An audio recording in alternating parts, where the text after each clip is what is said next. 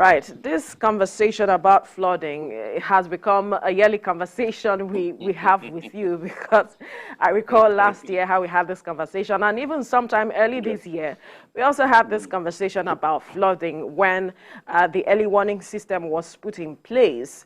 Then and now, what has changed? Because we are seeing the federal government speaking with state governments to begin to evacuate persons from low-lying areas to avoid, the impact that we regularly get.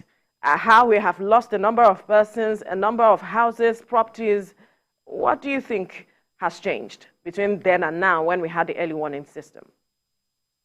Well, when I responded to your welcome, I said it's good to be here again.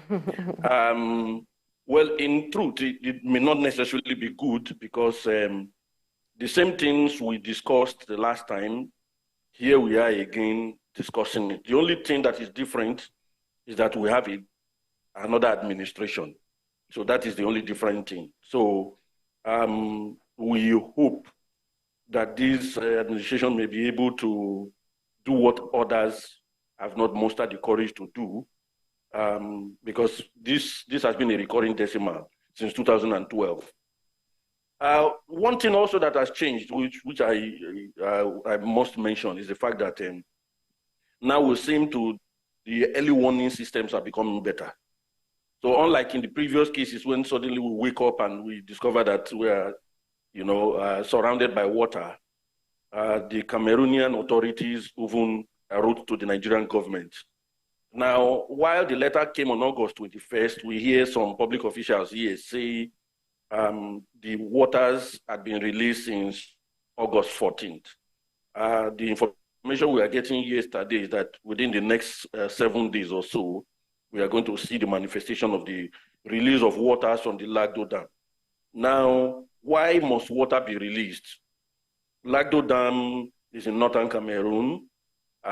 They are having heavy rains as it is.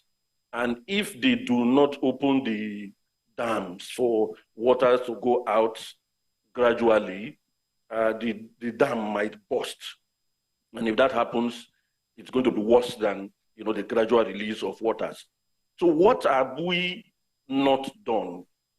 Since 1979, we're supposed to have built what we call buffer dams so that when waters are released upland, we are in the low-lying plains.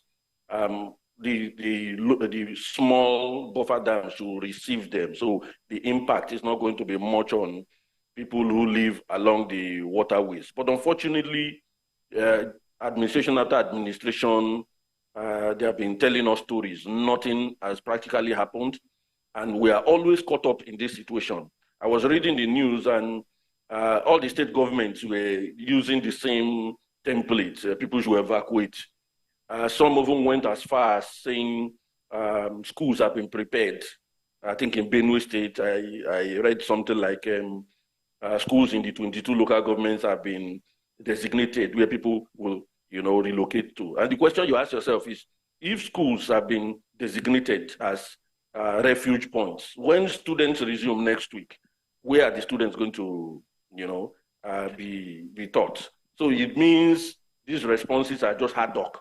The state governments have not learned any lesson from previous floods. They have done nothing. That's why you have these panic measures. Nigerians are panicking. That's what one of the headlines said. And then just like last year and the previous year and the year after that, we're going to have agricultural losses because you're going to have farmlands submerged. And then look at the implication on the food situation and the economic situation Nigerians are passing through at the moment.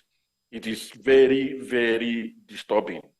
So the state government should be held accountable when we start seeing the kind of images we see last year in Bayelsa. We saw dead bodies, bodies from corpses struggling with the living, in flood waters. We saw those kind of things. We heard about, I think in 2022, about 4 trillion was lost in, agricultural produce that was underwater.